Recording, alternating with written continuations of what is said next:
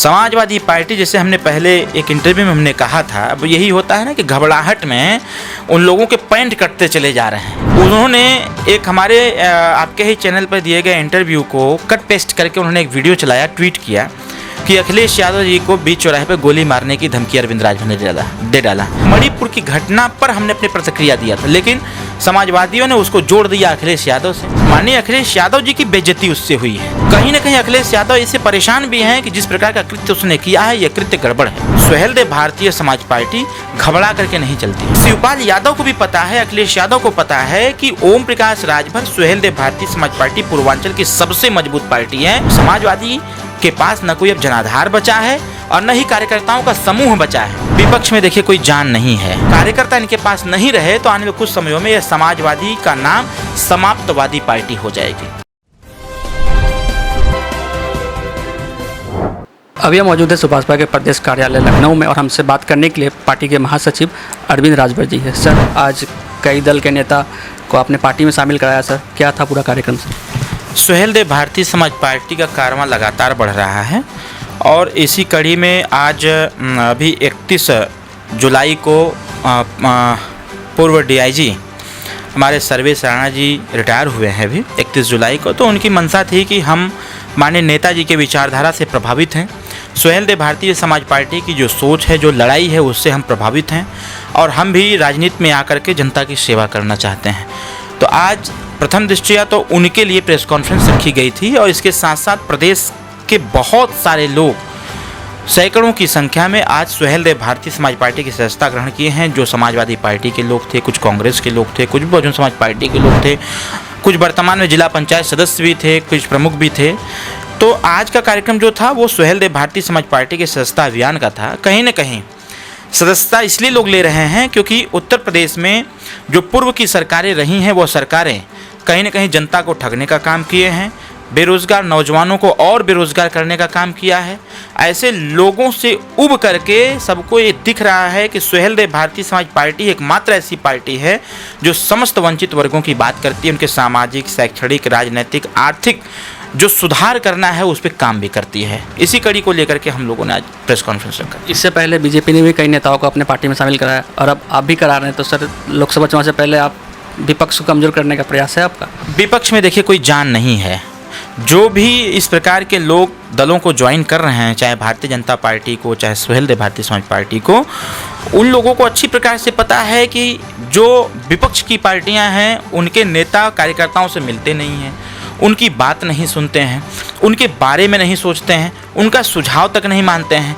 तो ऐसे दल में रह करके लोग अपने आप को घुटन महसूस करते हैं कि ऐसे दल में रहने से अच्छा है कि ऐसे नेता के यहाँ चला जाए जिस नेता के पास कोई भी फाइल चली जाती है, कोई समस्या चली जाती है, तुरंत तत्काल कार्रवाई होती है और कार्रवाई करके उसको अवगत भी कराया जाता है। और हमारे नेता की चर्चा इसलिए सबसे ज़्यादा हो रही है कि उत्तर प्रदेश में पहले ऐसे विधायक हमारे नेताजी हैं कि जो उत्तर प्रदेश में सरकारी पैसे को लगभग 13 करोड़ 64 लाख रुपया दे करके गरीबों का इलाज कराया है और बहुतायत संख्या में इलाज कराया गया है और लगातार हम लोग इस पर लगे हुए हैं।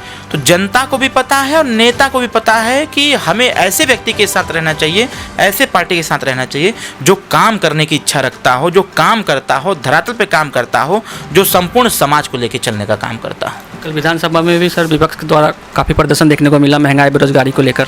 देखिए विपक्ष के पास मैं बताया ना कोई काम नहीं है, न तो वो जनता के बीच जाएंगे, ये जनता से जाके पूछे तो सही, वो सिर्फ अपना उंगली सीधा करने के लिए वो सब ड्रामा कर रहे हैं।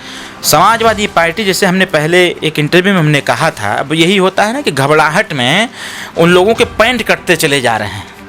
समाजवादी पार्टी के एक प्रवक्ता हैं, अपने आप को बहुत बड़ा प्रवक्ता समझता है, उन्होंने एक हमारे आपके ही चैनल पर दिए गए इंटरव्यू को कट पेस्ट करके उन्होंने एक वीडियो चलाया, ट्वीट किया कि अखिलेश यादव जी को बीच चौराहे पर गोली मारने की धमकी अरविंद राजभर ने दे डाला, जबकि वीडियो ऐसा था नहीं। हमारा मणिपुर पर कहने का जो आपकी तरफ से प्रश्न किए गए थे, हमने मणिपुर की घटना पर हमने अपनी प्रतिक्रिया दिया था, लेकिन समाजवादियों ने उसको जोड़ दिया अखिलेश यादव से और उससे हमारी नहीं, माननीय अखिलेश यादव जी की बेइज्जती उससे हुई है। जब पूरी वीडियो लोगों ने देखा तो झूठा साबित कौन हुआ? वो समाजवादी के कार्यकर्ता, वो समाजवादी का प्रवक्ता। कहीं ना कहीं अखिलेश यादव इससे परेशान भी हैं कि जिस प्रकार का कृत्य उसने किया है, यह कृत्य गड़बड़ है और सुहेलदेव भारतीय समाज पार्टी घबरा करके नहीं चलती है, बहुत शालीनता से, सज्जनता से सबको एक साथ लेके चलती है। विरोधी भी रहता है तो विरोधी को भी सम्मान के दृष्टिकोण से हम उनके ऊपर कटाक्ष करते हैं, प्रहार करते हैं, वैचारिक प्रहार करते हैं। इस प्रकार का कृत्य न सुहेलदेव भारतीय समाज पार्टी के मन मस्तिष्क में कभी आया है, न ही आएगा। शिवपाल यादव भी लगातार पूर्वांचल का दौरा कर रहे हैं और वो जहाँ भी जा रहे हैं आपको जरूर टारगेट कर रहे हैं। देखिए, मजबूत का हमेशा विरोध होता है। चाचा शिवपाल जी को अच्छी प्रकार से पता है और समाजवादियों को भी अच्छी प्रकार से पता है कि ये वही सुहेलदेव भारतीय समाज पार्टी है जो 2022 के विगत चुनाव में जिस पार्टी को 47 सीट से उठा करके 125 सीट किया है। और 125 सीट का अगर रेशियो देखा जाए तो पूर्वांचल में सबसे ज़्यादा सीटें जीतने का काम हम लोगों ने गठबंधन में किया था। तो ये शिवपाल यादव को भी पता है, अखिलेश यादव को पता है कि ओम प्रकाश राजभर सुहेलदेव भारतीय समाज पार्टी पूर्वांचल की सबसे मजबूत पार्टी है और उसके अलावा उनके पास कोई चारा ही नहीं है। वो हमारा ही विरोध करेंगे ना, तो उनका विरोध करना जायज़ है। जायज़ इसलिए है कि उनको अब पूर्वांचल में जनता नहीं मिल पा रही है, लोग नहीं मिल पा रहे हैं। लोगों से अगर लोग मिल भी रहे हैं तो लोग उनसे ये पूछ रहे हैं कि आपने 4 बार की सरकार में क्या किया था। अगर बीजेपी ने कुछ नहीं किया तो आपने क्या किया था पूर्वांचल के लिए। आप तो ऐसा काम किए कि गरीबों के जो है ज़मीन लूट लिए गए, पिछड़ों के ज़मीन लूट लिए गए, दलितों के ज़मीन लूट लिए गए और पिछड़े दलितों की बच्चियों के साथ रेप जैसी घटनाएं होती थी। बीच चौराहे पर लोग दौड़ा के गोली मारते थे, लाठी डंडा से पीट के मार डालते थे। तो ये जो एक माहौल समाजवादियों ने तैयार कर रखा था, माननीय योगी जी ने उस पर पूरा ब्रेक लगा दिया। जब ब्रेक लगाया है तो आज सबको समझ में आ रहा है, जो खाए बिना मर जा रहा था आज उसको राशन मिल रहा है, जो दवाई का भाव में मिल जा रहा है उसको दवाई मिल रही है। थाने पर जहां तमाम भ्रष्टाचार व्याप्त था समाजवादी की सरकार में, कहीं न कहीं उस पर पाबंदी लग रही है। जो अधिकारी काम करने में निष्क्रिय थे आज वो सक्रिय भूमिका में काम कर रहे हैं। तो ओवरऑल सुहेलदेव भारतीय समाज पार्टी और भारतीय जनता पार्टी मिल करके आगे बेटर देन बेस्ट कैसे कर पाएंगे, इस पे हम लोग काम कर रहे हैं। और समाजवादी के पास न कोई अब जनाधार बचा है और न ही कार्यकर्ताओं का समूह बचा है। हाँ, एक चीज़ सिर्फ बचा है, समाजवादी का नाम बचा है। हमको ऐसा लगता है कि आने वाले कुछ समयों में अगर कार्यकर्ता इनके पास नहीं रहे तो आने वाले कुछ समयों में यह समाजवादी का नाम समाप्तवादी पार्टी हो जाएगी। तो अभी आपने अरविंद राजभर जी को सुना, इनका कहना है कि सुभाषपा और बीजेपी मिल के प्रदेश को एक अच्छी स्थिति में लाएंगे और इसके साथ ही इनका संगठन को मजबूत करने का प्रयास भी इनके द्वारा किया जा रहा है लोकसभा चुनाव से पहले। कैमरा पर्सन मोनू के साथ मैं अजीत राय, आरएनआई न्यूज़, लखनऊ।